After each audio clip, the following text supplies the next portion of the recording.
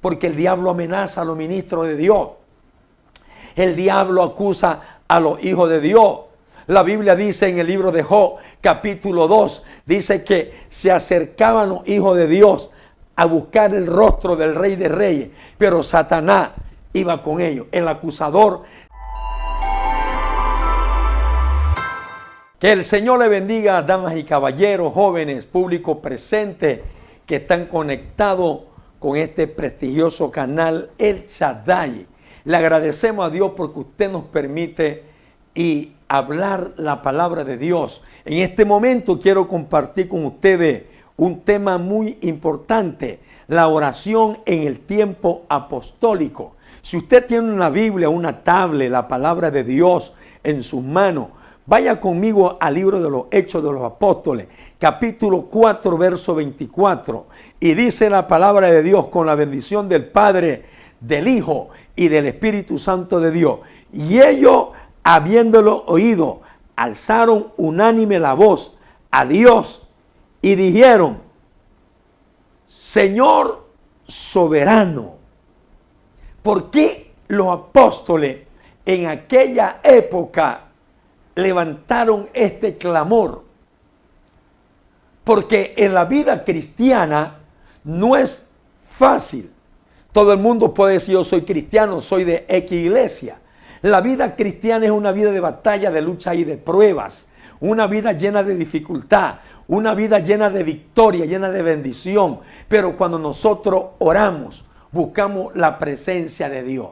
Y los apóstoles estaban siendo atacados en esa época por esta generación. Querían matarle, querían hacerle daño, pero ellos unánimes se unieron y comenzaron a clamar al Dios Todopoderoso. Cuando nosotros pedimos a Dios o doblamos nuestra rodilla, sea que estemos pasando lucha y prueba, sea que estemos en victoria, sea que se mueva la mano de Dios haciendo milagros, salvando las almas, haciendo grandes señales y prodigios, tenemos que estar en continua comunión como tuvieron nuestros hermanos en la época apostólica. La Biblia dice que los creyentes oraban en diferente horario.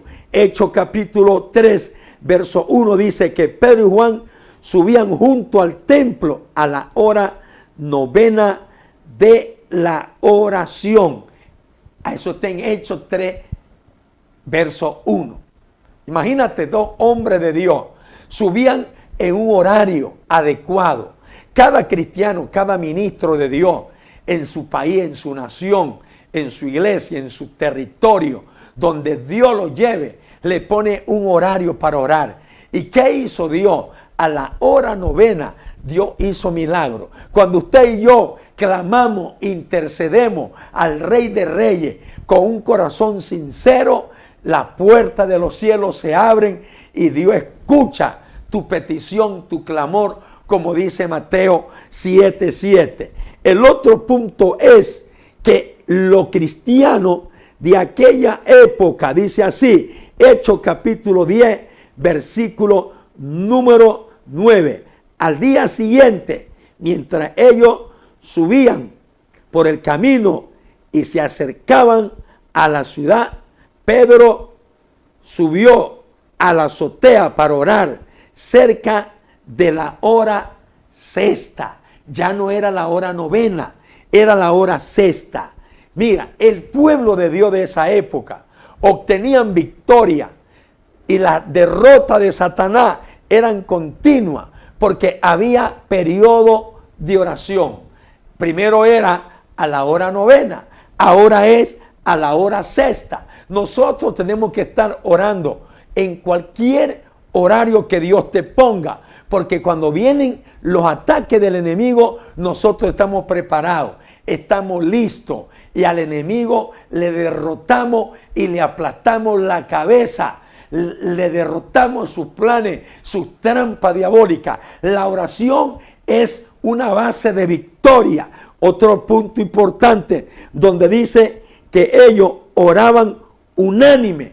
La oración unánime, cuando es el periodo de oración en una célula, en la iglesia, en un lugar adecuado, que cada ministerio establece un periodo de oración, hermanita. Muévete a orar. Si no estás haciendo nada, movilízate. Tú tienes problemas en tu familia, tienes problemas con tus hijos, problema personal, problema de salud, problema sentimental, problema económico. Tiene que moverse en el nombre poderoso, así como se movían los apóstoles. Otra cosa, oraban esperando respuesta. Hechos capítulo 4, versículo 29 al 31. ¿Qué dice la Biblia ahí? Y ahora, oh Señor, mira sus amenazas. Mira sus amenazas. ¿Por qué? Porque el diablo amenaza a los ministros de Dios. El diablo acusa a los hijos de Dios. La Biblia dice en el libro de Job, capítulo 2, dice que se acercaban los hijos de Dios a buscar el rostro del Rey de Reyes, pero Satanás iba con ellos. El acusador siempre va ahí para excusarnos delante de Dios, para acusarnos, para meternos pereza, desánimo, miedo, cobardía, que te da miedo levantarte en la madrugada, orar, que no puede orar, te siente oprimido, te lanza dardo. Tenemos que unirnos, hermanos, a orar. Usted ora por mí, yo oro por usted. Ore por su pastor, ore por el evangelista, ore por el profeta, por el apóstol, por el maestro.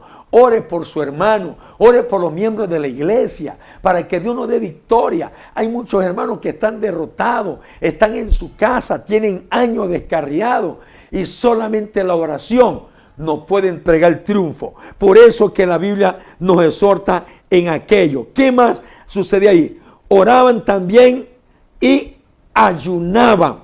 Hechos capítulo 10, verso número 30. ¿Qué dice la Biblia ahí? ¿Qué dice la Biblia ahí? Que Dios se le presentó a un hombre llamado Cornelio y dijo: hace 4 días a esta hora yo estaba en ayuna y la hora novena de la oración, mientras oraba en casa. ¿Sí ven? ¿Quién estaba haciendo esa oración? Un hombre. Hay personas inconversas que también oran. Hay personas que son como Cornelio, no han aceptado a Cristo como su Salvador y ellos están orando. ¿Y qué es lo que sucede? Dios le ordenó a este hombre llamado Cornelio que lo llamara a Pedro.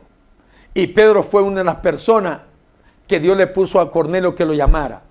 ¿Y qué sucedió? Un ángel había escuchado, un ángel se le presentó a Cornelio, le dijo: Cornelio, tu oración ha sido escuchada y Dios se ha agradado de su ofrenda.